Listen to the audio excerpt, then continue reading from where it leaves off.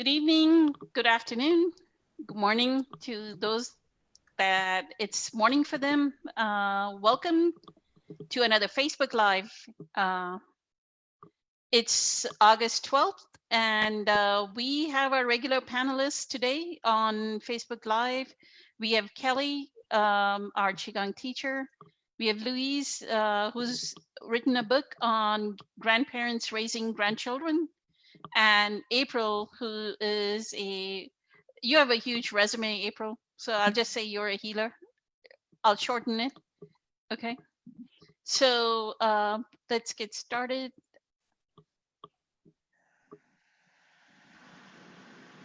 Eileen is here too. Thank you, Eileen, for helping us, keeping us together. The glue that keeps us all together.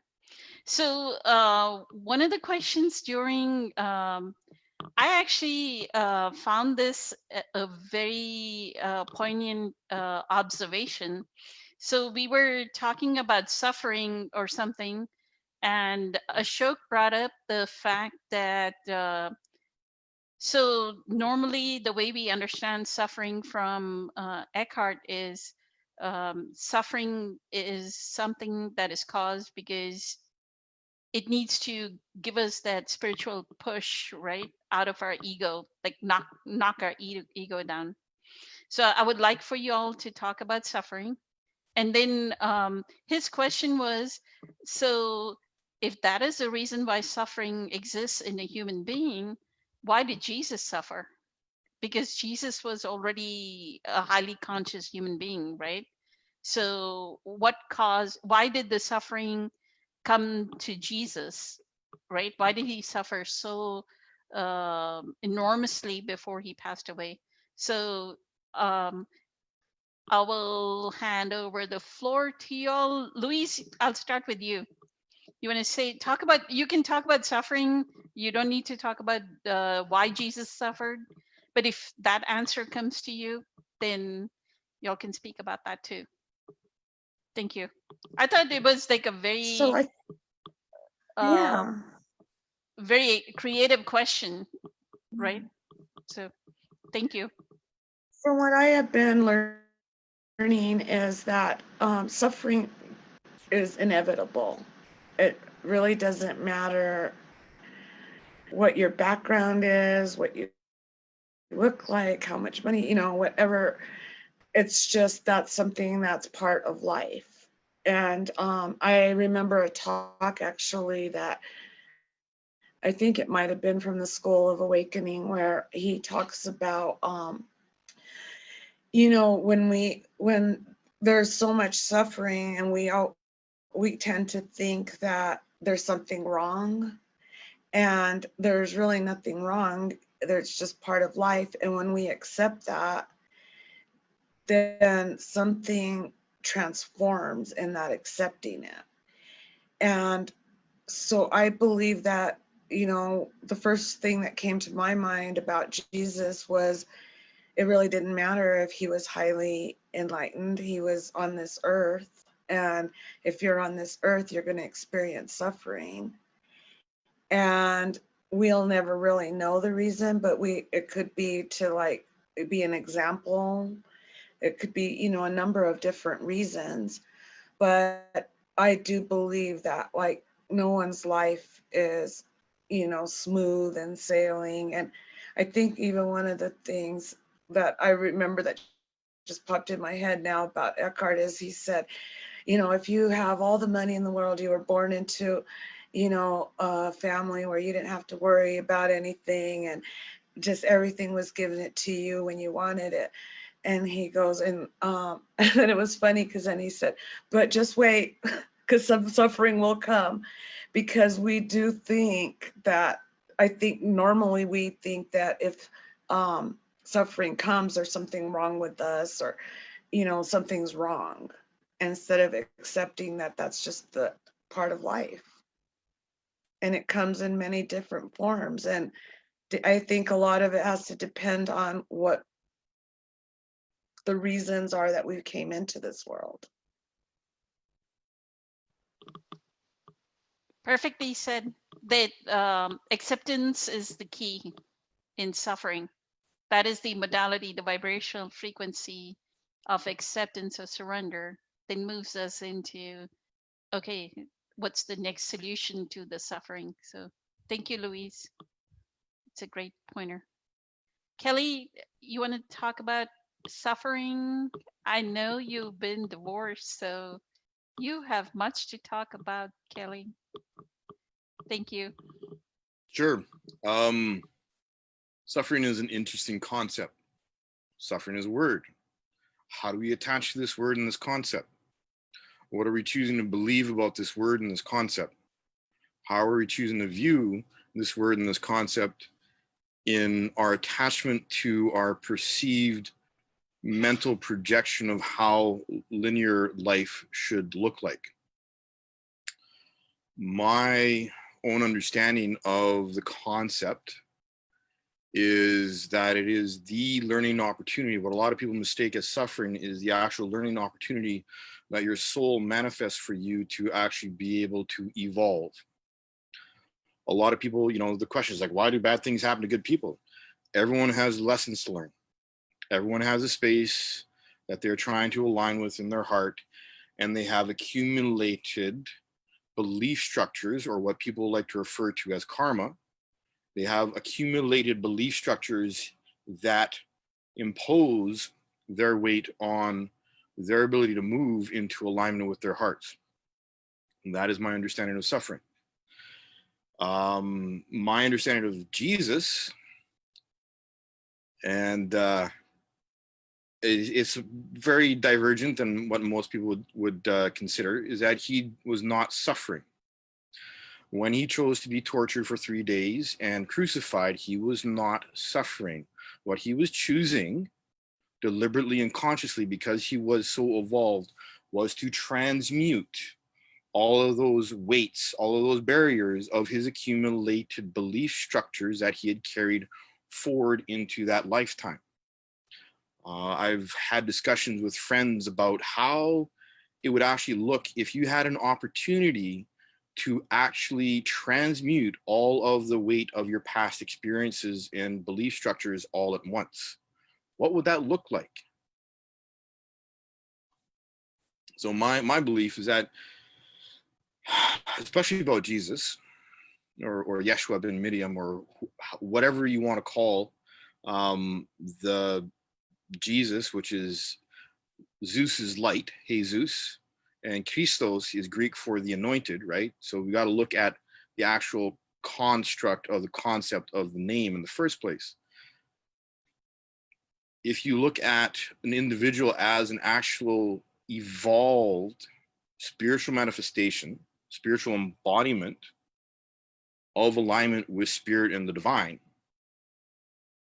then you cannot look at a choice of that person to go through something so painful as he obviously did as actual suffering. For him to consciously put himself in the way of the Romans, and for him to understand what Judas did, means that he was very, very conscious and very, very aware of what he was choosing and why. So my understanding is that he was actually choosing to transmute a tremendous amount of karma and pain in that one experience, so that he could step out of all of those attachments all at once.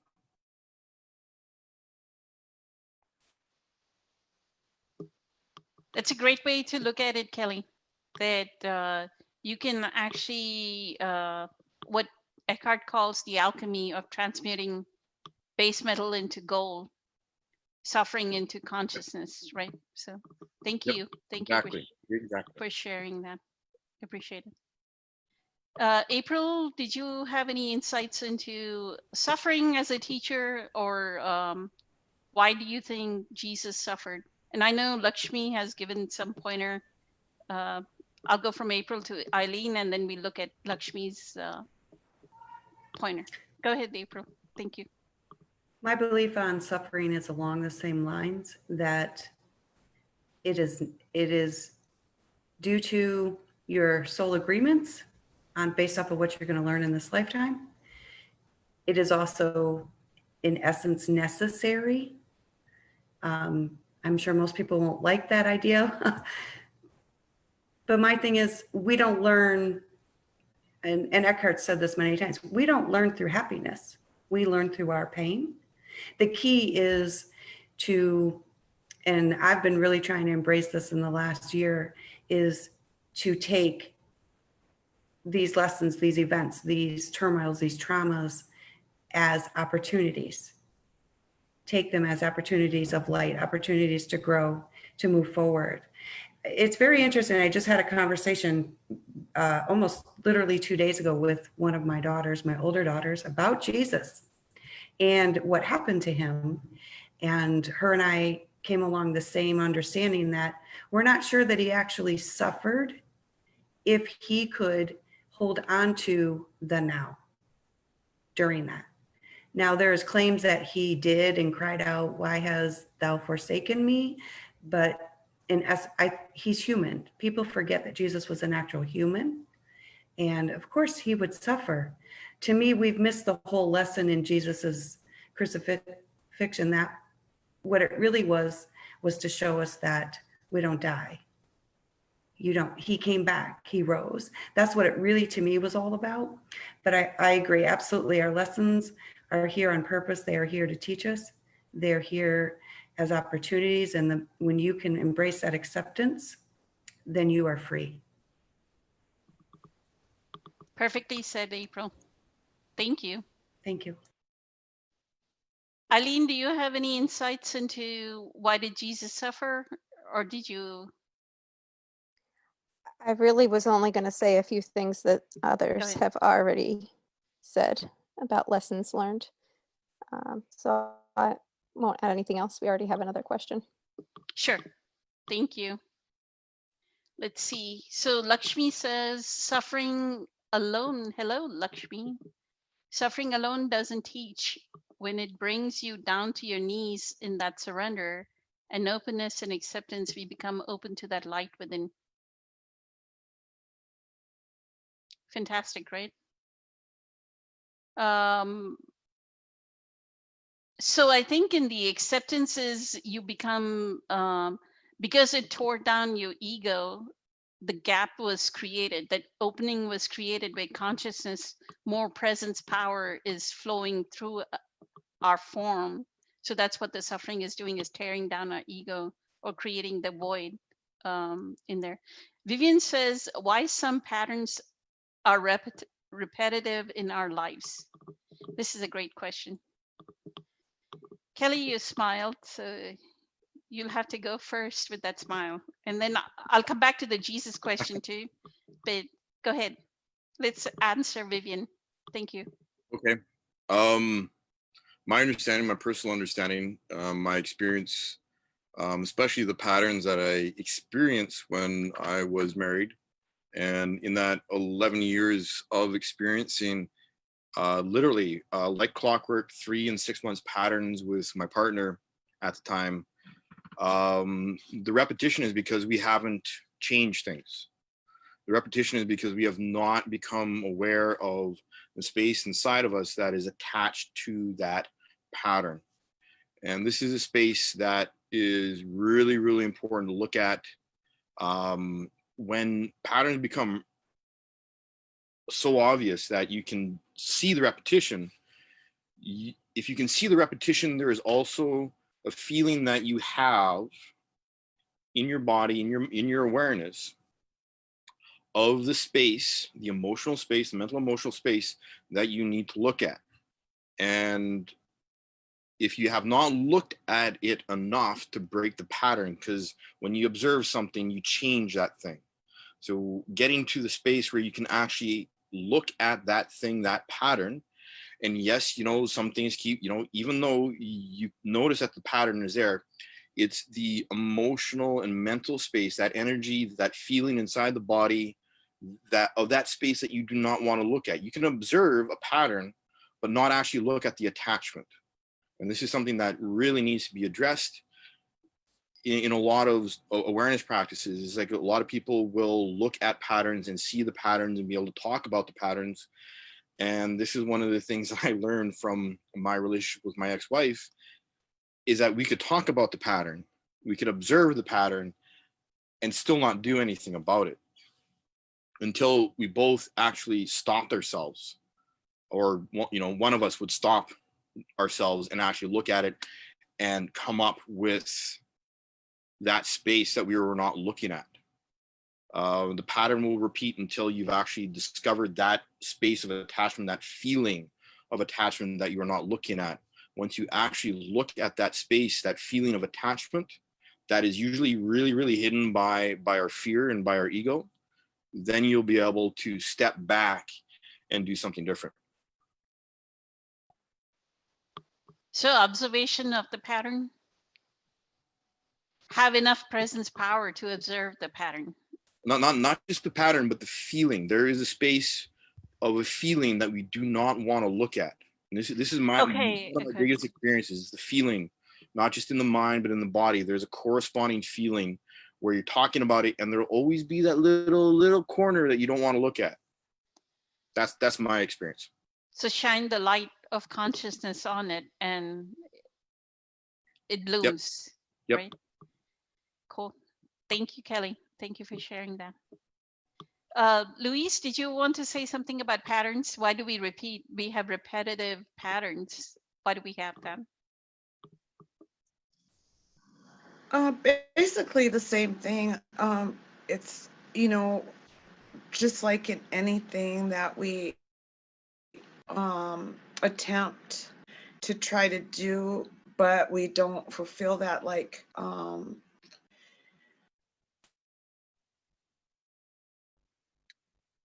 I just know, like, for instance, when I started, I've been on a spiritual path for 30 years or longer. But the only time that it's really, really been effective has been since like 2016, because there was a commitment behind it.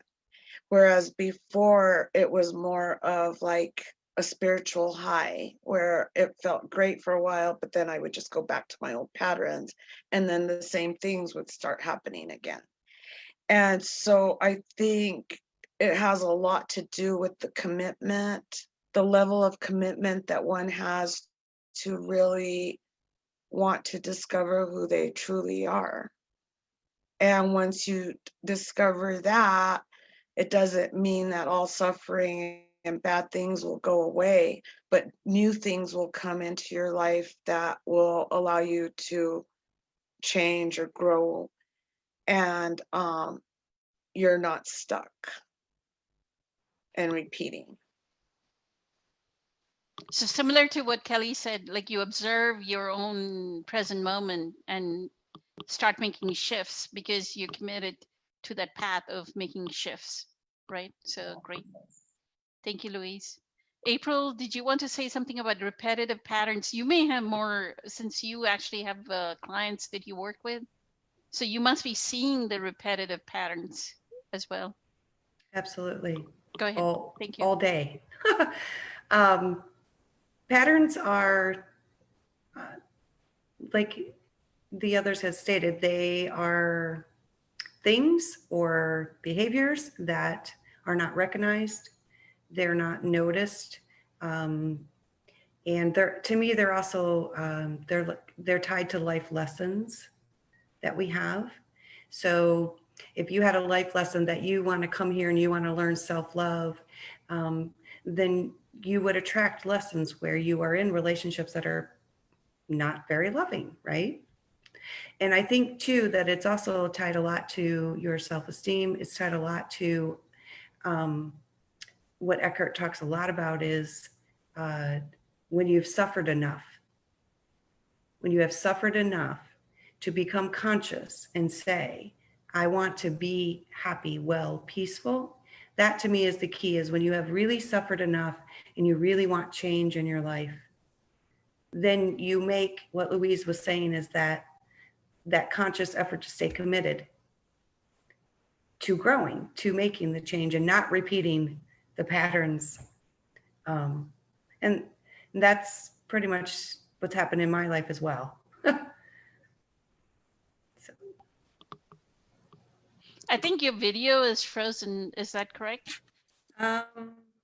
you can hear me, but it looks like, yeah, it's trying to, it looks like it is frozen. I'm trying to see if I can get it to come back.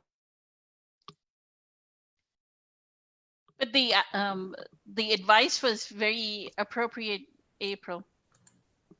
That Okay. the patterns, what we learn from the patterns is what is the most valuable thing that is going to help us. Observation of the pattern is the most important thing. That we have a consistent rhythm to doing something on certain days, or certain things, life experiences keep happening over and over and over again. Why is it? What is it in me that is attracting this life experience? Right? So it's something that we are attracting. Eileen, did you want to talk about patterns, please? Thank you. From my experience over this last year is that it's definitely about the lesson. So I feel like when you don't get it the first time, here it is again. And then it's like, oh, we didn't get it that time either. Oh, here it is again. And so it's that constant need for growth, that constant need for, trying to get yourself more in alignment. And then when you're able to actually observe and recognize that pattern, then it's like you have this huge growth in moving forward, but then something else comes up. So I think it's always about just learning and moving towards being more conscious.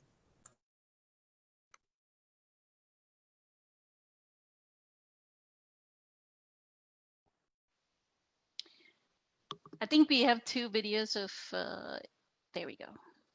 Perfect. Thank you. The way Eckhart explains the repetitive patterns, and I think in chapter 3 and chapter 4 of A New Earth, he goes into past conditioning, which is the dense karmic accumulation that we have. These could be generational patterns. In chapter 5, when he talks about the pain body, he goes into the generational patterns, the familial patterns, cultural patterns, right? We can also have, because of the geography where we are born, we could have patterns. Now, these are written into our energetic body, in our memory of the energetic body. Just like physically, there's memory about our skin cells, right? Like my ears are like my dad's, very long. Everybody, I've been teased all my life about elephant ears, but they're very long. And then like my eyes are like my dad's. So how did that repetition happen, right? How did genes repeat? And we see, like, we look like, some portions of us look like a grandmother, some portions look like a grandfather, right? So there's memory, and the only way out of that cycle of memory is awareness, is presence, is alignment with inner beingness. And from that inner beingness, then we can start to see, hey, I have this pattern, repetitive pattern of anger. Who had anger? My mother always was angry. And Eckhart has a couple of examples that are very poignant. He talks about, if your mother and father always fought about financial reasons, they fought about finances, right? Then you're going to have a limiting belief, or you're going to have a pattern of not a healthy relationship with money. That you will always do something, like money will not come to you, or you won't be able to hold finances. You'll get angry about it. The same thing he says is, if as a child you were abandoned, right? Your father left you as a child, or your mother left you as a child, and you have abandonment as a limiting belief, right? Then you, even 5 minutes of waiting, and this is so sweet. Even 5 minutes that your you've arranged with your friend to meet at a restaurant, right? And the friend comes 10 minutes late. You feel abandoned and you're yelling and screaming at your friend. You're yelling and screaming at your friend not because they're late. You're yelling and screaming at your friend because you're feeling that abandonment, right? And that those are the patterns that Kelly and April and everybody is talking about. That those need to, when you see them, notice that, hey, this brings up this anger, or this brings up this kind of abandonment, feeling of self. We've talked about self-sabotage, poverty consciousness. We've talked in the past. Look at our past Q&As and see, we've talked a lot about limiting beliefs. So they are very extremely educational in themselves. And I'll post the link to the previous ones. Let's see. So that was with Vivian with about patterns, and then Christina. Hello, Christina and Gustavo. Christina says, when we learn the lesson, the pain disappears, which is right, right? Not so much as the pain, that situation itself disappears, right? Once the lesson is learned. So Eileen, this is back to your lesson learning, right? Lakshmi says, since Eckhart worked so much on himself and he cleared all the generational pain that he carried, how does it help his parents? Would they still have to come back to learn their own lessons? Anybody want to take up? Sure. Go ahead, Kelly. Thank you. When we go back into our family karma, the accumulated attachments, the patterns, the belief structures that are embedded in the energy of our family, yes, we can change our family's karma as well when we are doing our work and when we are aligning with our hearts and when we are being present. When we step out of duality and step out of the wheel of karma, that's exactly what you do. So anyone who has been able to understand how to be still inside and not be hijacked into extreme emotions, how to be still inside, how to be present physically in their body, will be changing their family's karma. And an indication of this, when something like this is actually happening, is having one or more family members lose their stuff on you for no apparent reason. When you are actually connected to someone and you are actually helping them, where you are holding space for them, and you're actually facilitating a karmic transmutation, you will have those people implode, explode, get overly emotional, and try and recruit you into a fear-based drama. That's been my personal experience. My experience in my relationship with my ex-wife, with friends and family.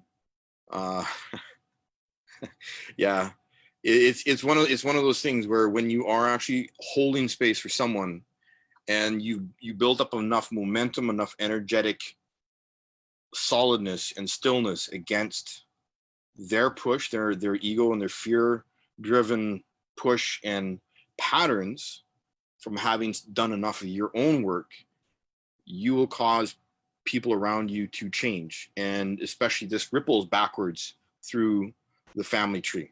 That's been my personal experience. There have been experiences where I've watched family members that I haven't seen or that I have seen regularly, where literally 2 or 3 weeks after I've processed through a huge emotional space, suddenly are completely irrational, emotional, angry, furious, and they lose it. And there have been more than a few times where it's just like, okay, we're not we're not visiting anymore. I'm just gonna, let you enjoy that space and whatever it is that you're going through. And that's, yeah. So the short answer is yes. My longer answer is my experience is when you are able to hold your space and are able to be still inside, you will notice that people around you, like clockwork, get overly dramatic and overly ego and judgmental based in their conversations with you. Thank you, Kelly. Louise, do you have something to say about generationally, did he heal his parents' karma? I believe that yes, because it's a collectiveness. So if it's, you know, generational, the people that are closest to you, I would think that yes, because I was watching something from Eckhart earlier this week, or even maybe it might have been today, where he talked about, like, you know, just like going inside and being present doesn't just affect you, it affects everyone around you and even people that you might not even know. And so it's our energies and how we project onto this world has to have some effect on the collective. Perfectly said, Louise. That it's not only that we are healing our family pattern, we are also healing, like we're bringing the healing to the one consciousness, since we were an expression of the one consciousness, or we are the expression of the one consciousness. So we bring the healing to the one consciousness. Thank you. Eileen, do you have any feedback on it? Generational patterns? Not that I would get into right now, because I have thoughts on it, but not so much about clearing it. I just have done a lot of research on generational trauma, and I'm bringing some more questions over too. Great, thank you. So what I would say is what Eckhart said about his mom is, even till the very end, his mom was still very talkative, very much into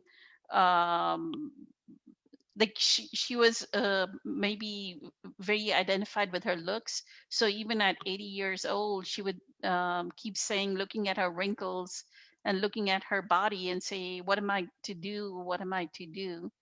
So I think his mom, when he talks about his mom did not make that much of an evolution in her consciousness. His dad did. He said his dad did recognize, even though he did not heal all his anger, but he did recognize some of his behaviors. So that evolution in itself, his dad would come back in with that knowing that, hey, my anger was very explosive, right? But like Louise said, what I feel is the generational karma that we erase is for the future generation. We actually help. So look at history, like what Eckhart says, right? That 19th century we were unconscious, 20th century women, I mean mid-century women were burnt on a stake. 19th century we were burned on a stake. Then the hippie movement happened, right? With the hippie movement, how much liberation has there been for women's rights, right? um, so a lot of freedom. That generation broke the barrier, right now millennials are the one that are breaking the barrier. And I actually wanted to talk to April about, we were just having a conversation right before on education, but we'll do it next time when April is here, or if she joins, then yes, we can do so. And let's go to the questions. But that's what I had about generational karma, that you actually heal it for the next generation to come. So maybe your grandchildren, and like Louise, I think your grandchildren are going to be like the sweetest kids ever when they grow up with such a conscious grandmother, right? So you're bringing that healing, and that's what Eckhart is talking about, is not only are we healing our family, we are actually bringing that healing into the cosmos. So thank you for that.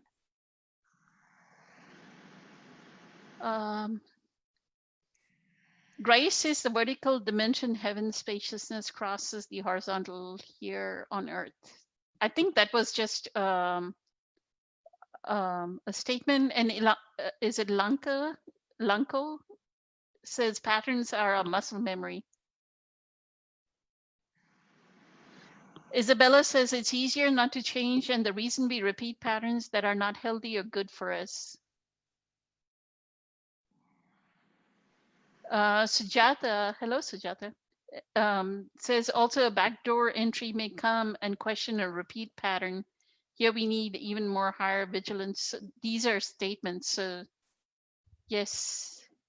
So Fern says very new on the journey here. Louise and Kelly, if y'all want to, Eileen, if y'all want to read the question. Fern says very new on this journey here, like only about 2 weeks, but I so resonate with it all. Life experiences have happened over and over, and I've become more and more desperate for the change. In becoming aware of the presence of now, the power of living in the presence of the moment, the change has been beyond what I could have ever imagined. And I'm so excited to dive in deeper and learn from all your wisdom. So there was not a question, right? There's a lot of conversation. A lot of people are adding information to the things that you guys are saying. Okay, great. which Thank you. is good. And Vlad says baptism clears the sins of family. Find an Orthodox church and ask the priest for baptism. Grace, since is equal to missing point. I don't see any. If you go down to the bottom where Elenko says, when we become an observer rather than be part of the actions, then new patterns disappear. I think they're continuing to add on to your conversation about patterns. Patterns, right? Yes. But So I'm looking presence is for the new. key. Thank question. you. Yeah. Thank you, Eileen. Presence is the key to erase the patterns. Do y'all have any questions, Louise and Kelly? I always come up with the question. Y'all have to be creative and ask a question. Oh, Your jeez. turn. And April had one. And But she asked if she can join back in, which I let her know yes, but I don't see her yet. I think she joined back in, but she needs to join back in. April, please join back so that you can ask your 2 questions. I actually have a question for April.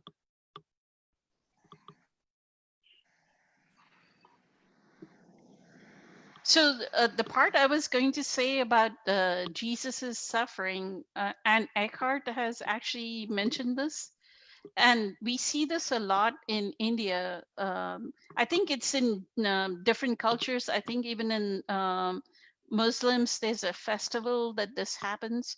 So some humans, because we know suffering causes us the greatest suffering causes us the greatest quantum leap in evolution of our consciousness. What people do is they embrace suffering.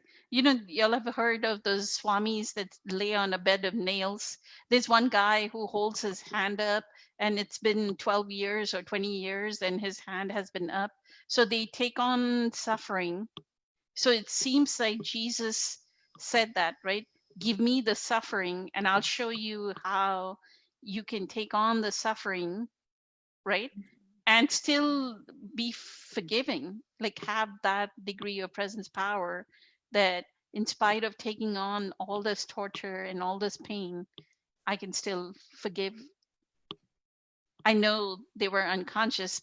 He saw the goodness of the other underneath their on the surface they were unconscious, but underneath, what's in me is in the other, right? The person that's unconscious. So Really beautiful, that part. I'm trying to remember what we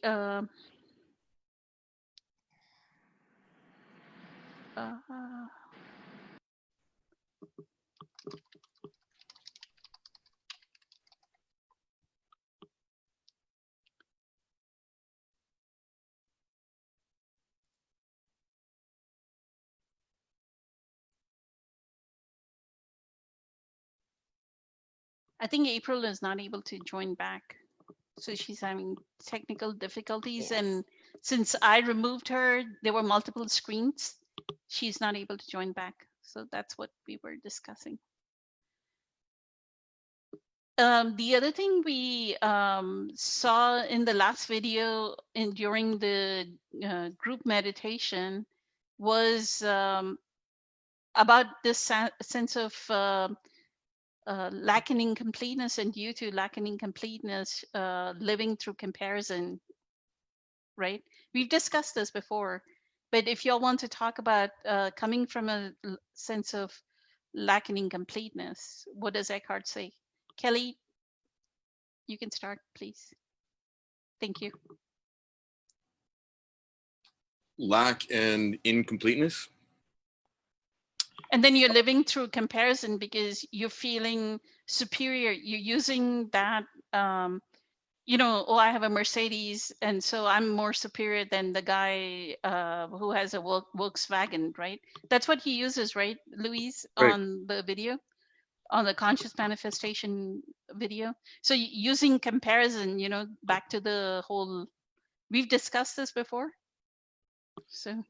Well, those concepts, I call them poverty consciousness, where we believe that we do not have things, that we are not able to have things, that we have this wounded belief that we are not worthy of success, love, happiness, joy in our lives. And those are real things. Those are real belief structures that people carry with them.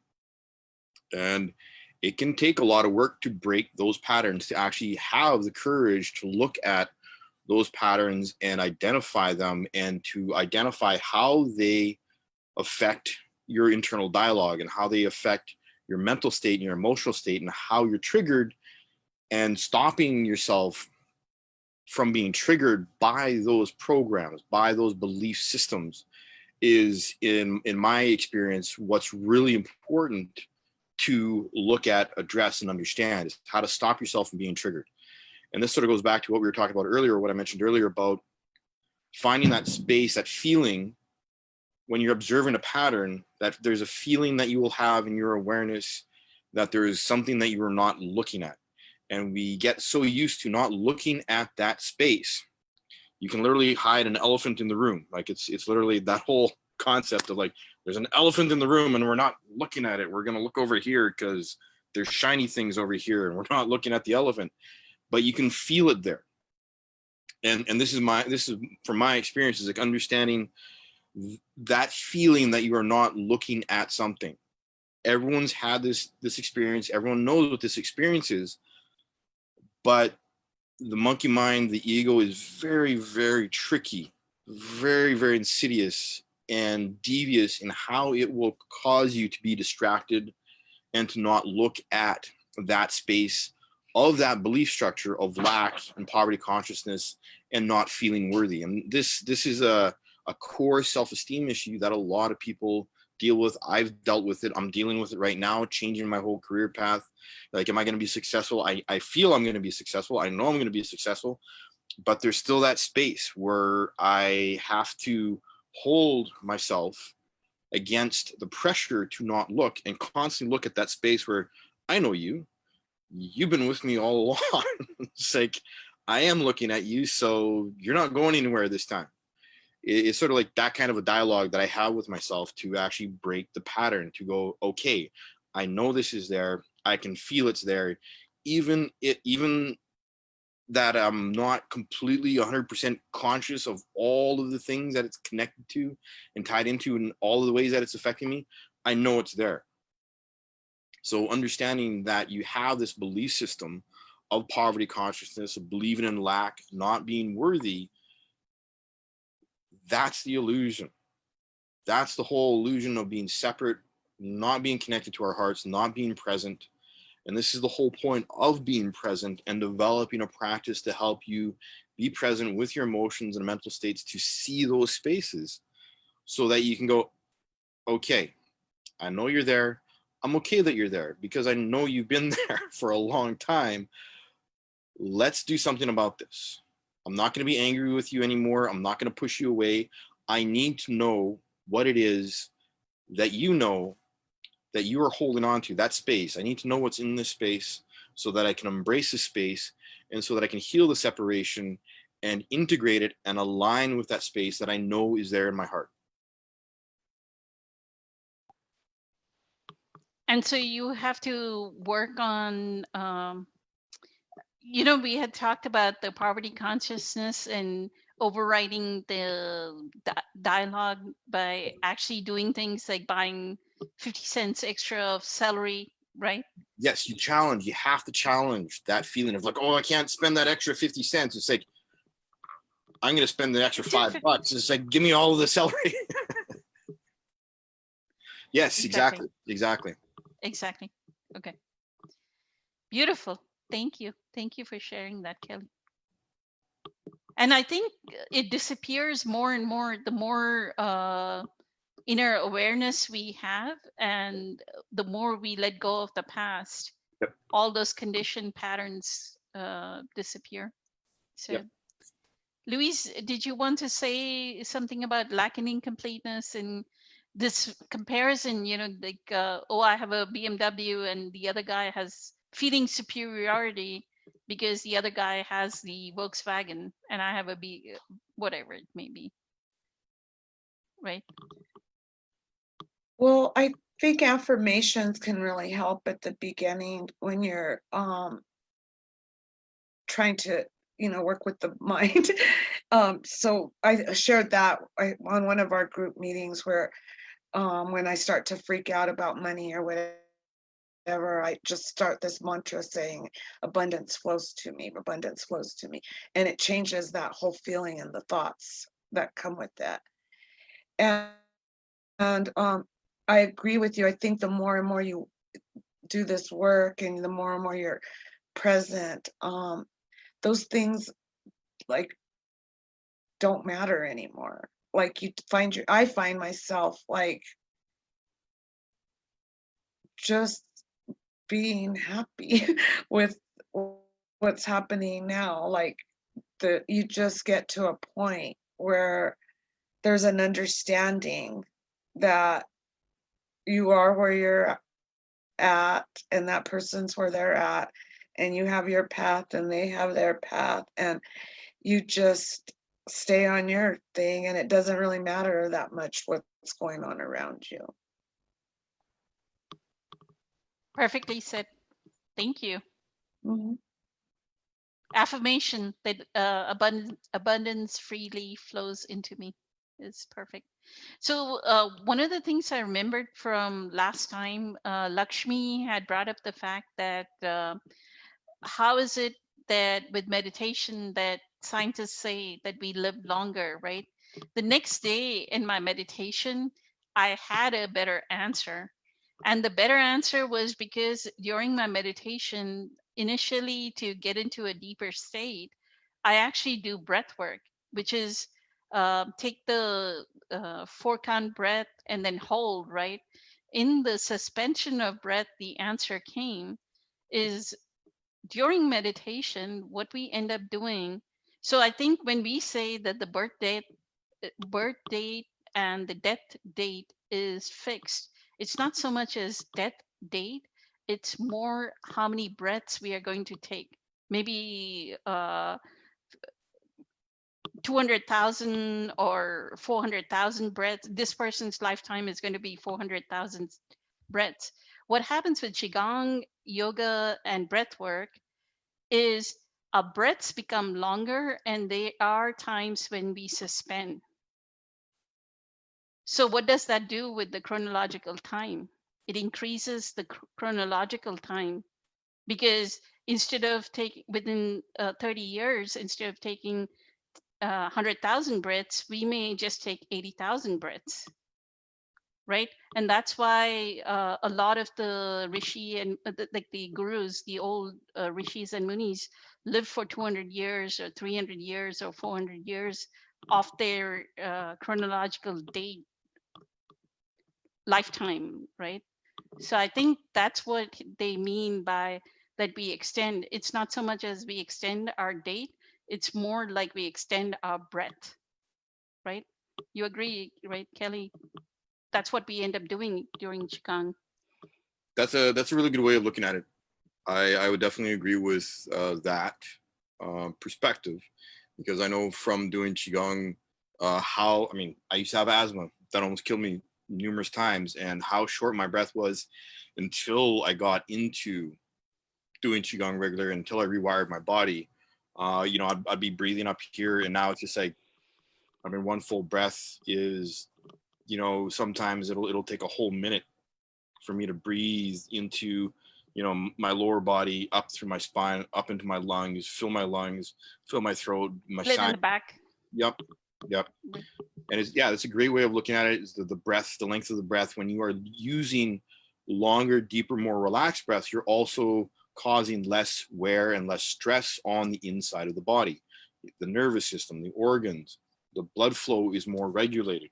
So you're actually, yeah, you're benefiting an incredible amount of systems inside your body just by slowing your breath down. Thank you.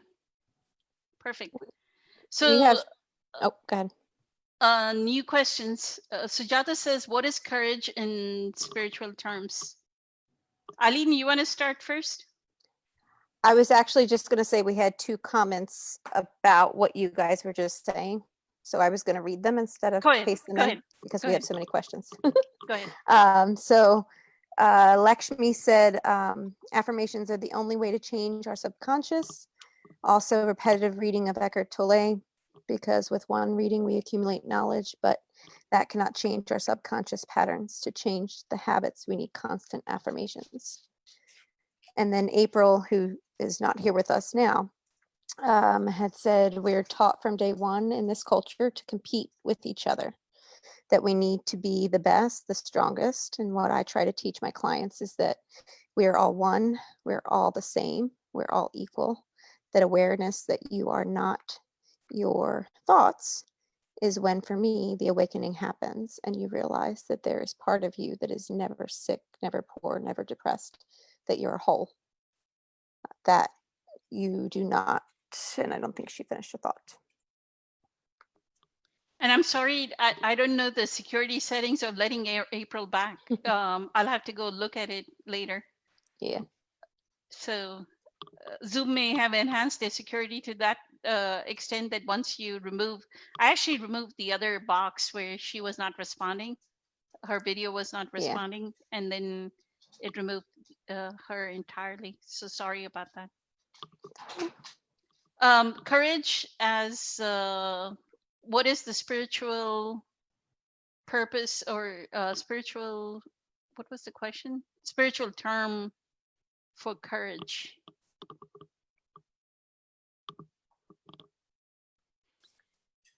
Kelly or Louise, you want to say something, or you want me to say something? Yeah, I don't really understand the question. I think she's asking for courage to be explained, but in spiritual terms. What I would call courage is just fearlessness, right? When we are that aligned with our inner beingness, there's a trust. There's that this implicit trust in that connection to source, that I know that in this moment, whatever action I'm taking is right action. There is no question about it, right? So that is the courage. And even if it is that, hey, I'm going to sell my house and I need to move into an apartment, or whatever that right action is, there is no fear. There's just that. I mean, courage is a colloquial, very corporate-like term to say, but fearlessness would be the correct word for it. Kelly, you want to say something, and then I'll give it to Louise and Eileen. Sure. That's what I feel about courage. Thank you. It's a good way of putting it, Poonam. Courage, in spiritual terms, or in terms of my own spiritual practice, for me, courage is the discipline to continue in the face of overwhelming fear, adversity, anxiety, and mental, emotional hooks and hijacks of my fear-based ego mind. So the discipline to breathe through everything, the discipline to hold space for myself, the discipline to face everything that I'm feeling, anything and everything that I'm feeling. For me, it's a combination of things. It is literally courage to face everything, to have, as you said, Poonam, the fearlessness, the faith that no matter what, if I face this, what I'm feeling, if I let myself feel this, everything's going to be fine. I completely agree with you on that point. Having that faith, having that trust in the process of facing our fears, of stepping into a completely new emotional mental space, that's courage. Having faith that no matter what, things are going to be okay is that kind of faith, that kind of courage. Yeah, for me, it's a whole bunch of things. It's the faith, the discipline, and the courage to stand in my own truth of what I feel, face what I feel, even if it's ugly, or even if it's not something I've ever wanted to look at. It's just having that discipline to hold my space for myself, no matter what. Perfect. No addition. Thank you. Louise, you've had it because you've taken over the responsibility, the most courageous act of a grandmother. So you have to speak to it, please. There is a lot of courage and trusting, and that trust does come from the spaciousness and the presence that you bring to yourself. Because when you're bringing awareness, things open up. And so things like that once seemed very hard, or that you thought you would never do, sometimes I have all 4 kids at the grocery store with me, and I'll come home and I'll tell my husband, I got 12 God bless yous today, because everyone looks at me and they're all, God bless you, God bless you. And it's because, I have these kids all over me. And if you would have asked me maybe 10 years ago if in my 50s I would be able to or wanting to raise children, I would have said absolutely not, that I wouldn't want to do that, and actually even right before I got the kids, my husband works nights, so he would take off to work and I'd fill the bubble, make this big bubble bath and light incense and listen to all this music, and I don't even know when I last took a bath because it's just, always so chaotic. So I would have probably considered all those things and said, oh, I can't do it. I need my time. But the more and more work that I do, the more and more I'm able to do things that I never thought I would or could. And even the homeschooling thing, I would never, ever in my wildest dreams thought I would be homeschooling. Like, if you would have asked me that too, I would have said, that's too hard. I can't do it. It's, not good for the kid. I would have had every excuse in the book. So I do believe that the more and more that we give space to ourselves, the more and more we're able to be courageous and to do things that we thought we might not ever be able to do. There's an invincibility, the quality of that connection, right? We are invincible. We can do whatever, right? So Right. And even writing that book, I don't know honestly where that came from. It was just done and I'm like, okay, I didn't really put a lot of effort into it. It just flowed right out, and I didn't try to go change it up, or I just said, okay, print. Because I trust that that was what needed to be there, and that's it, just trusting. Thank you. Beautiful. Eileen, courage as a I'm spiritual just, term.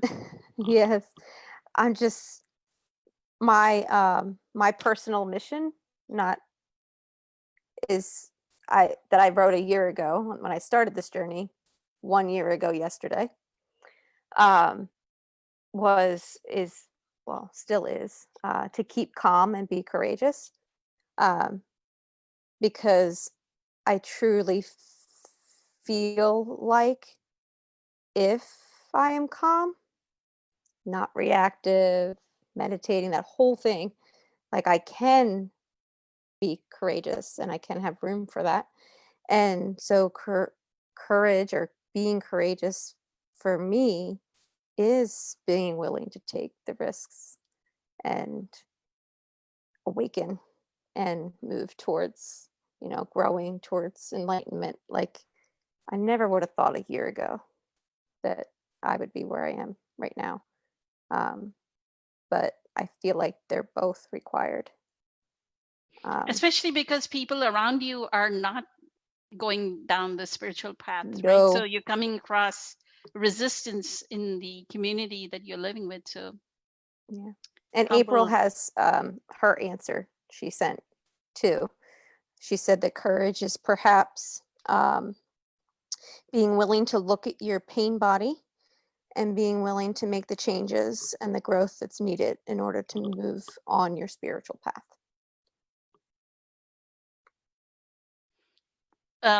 Being able to look at your pain body, and then what was the rest of it, Eileen? Thank you. And being willing to make changes On the and path. growth Okay, that's needed perfect. to move on your spiritual path. Perfect. Thank you. Mike says in the book, Realizing the Power of Now, Eckhart talks about the new consciousness. What are your thoughts, please? Kelly, you want to talk about the new consciousness? Sure. Thank you. Well, to me, it's both simple and very complex, because to me, the new consciousness is consciousness that is not fear-driven, that is not fragmented by distractions, by our monkey mind, by our ego-driven programming, but is actually based in heart alignment and people being conscious and present emotionally and mentally. And it's a consciousness that is actually based in communication, acceptance, and allowance, and not the avoidance, gaslighting, and bypassing that is prevalent right now in our so-called modern society. Nonviolent consciousness is where I feel things are going to go, because nonviolence is about acceptance, is about self-love, is about being aware and about being present, and understanding that we have a choice of being aware of our thoughts, understanding we are not our thoughts, we are not our pain, we are not our programming or our belief structures. Anything that is based in fear, judgment, anger, that is ungrounded, that is an extreme emotional reality, is not what the new consciousness is about. The new consciousness is about being grounded, being present, being calm, being full of peace and grace from this space of alignment with the heart. Perfect. Thank you, Kelly. Louise, the arising of the new consciousness, how do you interpret from the power of now what that is? Thank you.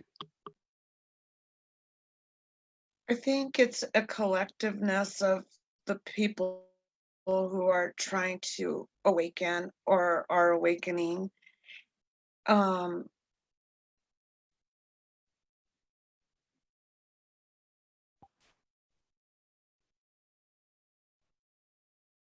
I just think that one of the things that's coming to me now is that it's a lifestyle. So it's something that you just don't do like once a day. I mean, you can, but you don't grow that quickly. So I think it's important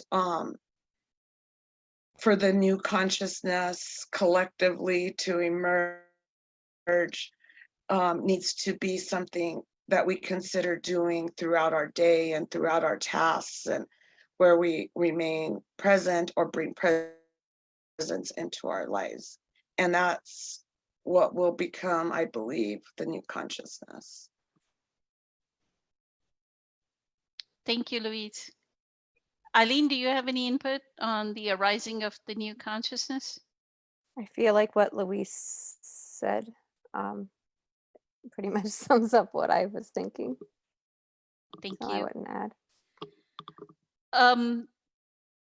So what I would say to the arising of a new consciousness, which is not so much as the arising of a new consciousness, it is more our innate nature. Intrinsically, the consciousness is already expressing itself through us. All we are doing is becoming aware, and that's why it's called self-awareness, or another word for it is self-awareness, right? Self-realization. We are just realizing that that other dimension exists. And I feel in the Industrial Revolution for the past 200 years, we've given so much preponderance to thinking. Oh, if you're the most intelligent, if you had a PhD, you are the best. If you are a lawyer, you're the best. If you're a doctor, if you have 2 PhDs, then you're the best in this world. Nobel Prize in physics, chemistry, right? We have 1 Nobel Prize in peace, but still nobody says that it's so. Realizing that dimension, that there is another dimension, the transcendent dimension, when we quieten our mind, right? A vibrational frequency arises when we can experience that vibrational frequency throughout the day, which is what with Qigong, you can feel you inhabit your body, right? And then we perform every action we perform. So your priest doesn't need to perform the baptism. Your priest does not need to, your temple priest does not need to do that puja or that ceremony or ritual. You yourself have that power. Mhm. Each and every one of us has the power to perform consecrated action.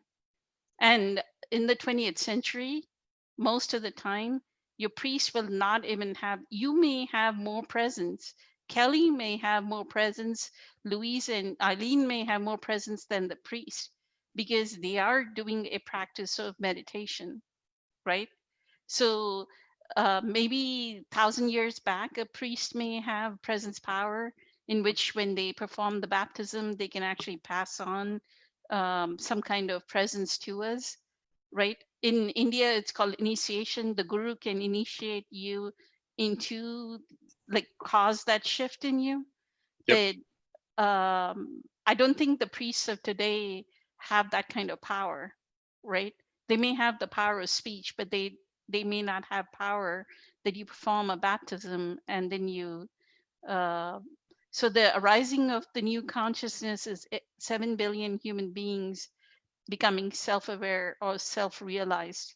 And when they are self-realized, we were just talking before we joined about law of attraction, how all of us kind of attracted a very peaceful day today, right? We started the day by saying we are going to have a peaceful day today, and it so happened that our days were peaceful. My meetings got canceled and we had a peaceful day. So that is how you know that you are connected to that universal planetary intelligence, because once that manifestation arises, it manifests right out in the world.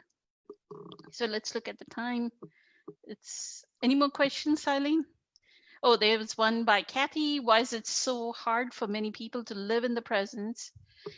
Why they're so easily distracted and focus at the sufferings? Who wants to go first? Kelly, you want to go first? Sure. Okay.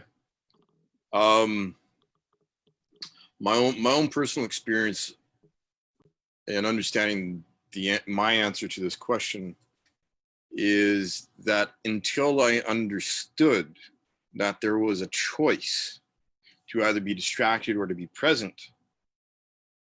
I had no clue. I was always distracted. I was never present. I'd have moments of being present, but actually understanding that I could choose to be disciplined and to be present, and that could be my normal space.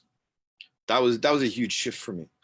So my short answer to Kathy's question is people just do not understand that it's even possible. They do not even understand that reality of being present is there for them. They're so used to, they are so conditioned to be distracted, to be scattered, to never be emotionally present, mentally present. Even friends that I've talked to about this over the years, they'll get to a certain point and they're like, wait, man, it's like, remember that conversation we had like 2 years ago? Oh my God, blah, blah, blah, blah, blah. You're like, you're right. It's like, I know. It's just like, until you see it, until you understand that possibility is like a possibility, it's like, what are you talking about? But yeah, it's people are so distracted because they're conditioned to be distracted.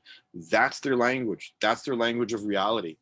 And the choice to actually be present can be a huge step and can seem incredibly daunting and impossible for people until they're actually given the support and shown how to be present.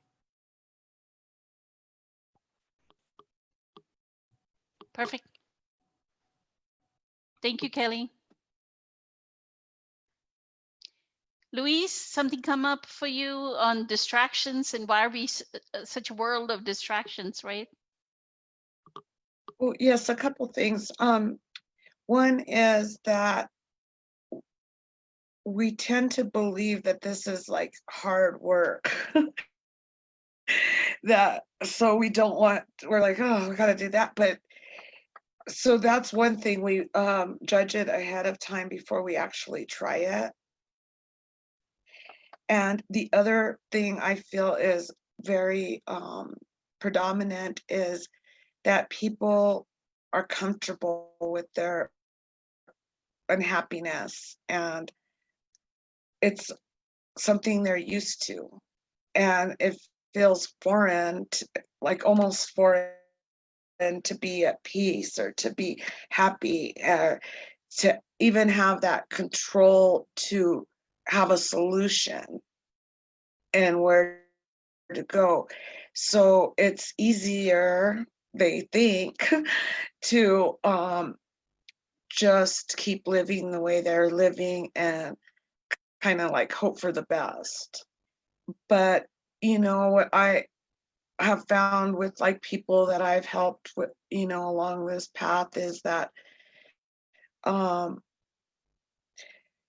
people always want to find this like big long answer or this big, and they want to make it to be this big huge thing when it's very simple. It's the answer really to everything is to go within. And when you say that, people are like, well, there has to be something else, like just to go within, like what do you get from that? So it's a lot of prejudging and thought patterns that we have been conditioned to believe, and just feeling more comfortable being miserable than to do anything about it. It feels like a cocoon, right? We're in the cocoon of our suffering. This feels familiar. All right. Perfect. Thank you. Thank you for that input. Mhm. Aline, why are we so distracted? I think it has a lot to do with what you just said, that we're just conditioned and used to how it was. And it actually isn't more work to be mindful and present. Seems that way because you're conditioned otherwise. And Lakshmi actually said that doing became much more important than being during the Industrial Revolution. And so it's a big part of, how we got this way. But yes, I agree. It's more like, thank you, Eileen. It's more like leave alone for 2000 years. We were, the thinking mind was taking over, especially the past 200 years. Now it's just thought after thought, like it's like thought. There's no gap, right? And what Eckhart is saying is create that gap between your thoughts. Once you create the gap, then the distractions will stop. And it's something as simple as go look at a tree for 30 seconds. Or once you sit in your car, sit. Don't just turn the key, and the moment you get in the car, put on your seatbelt and turn your key and you're driving out. Sit for a few minutes in the car, right? For 30 seconds. And somehow what that 30 seconds does is it kind of aligns you so you don't get into an accident where you'll see traffic being very turbulent and people having accidents in the other lanes. You'll be safe in whatever lane that you have taken on the highway. So it's something like that, uh, like I said, right? I was talking to somebody about sacredness or consecrated action, and they said, I don't understand what is sacredness. And like in India, because we come from families that perform rituals at home, right? So, and the kitchen is a very sacred spot. We don't walk into the don't walk into the house with shoes, right? The shoes are left, so the outside, the contamination that you already know that the house is more sacred than the outside because the shoes are left right at the door. Japanese, I think in the Japanese culture, Chinese culture, the same thing is. So the sacredness in some of the cultures is already imbued in the regular traditions of the household. So we kind of grow up with that consecrated action that Eckhart is talking about. That in this present moment, right back to the arising of this is the new consciousness, that we do everything slowly, very intentionally, deliberately, right?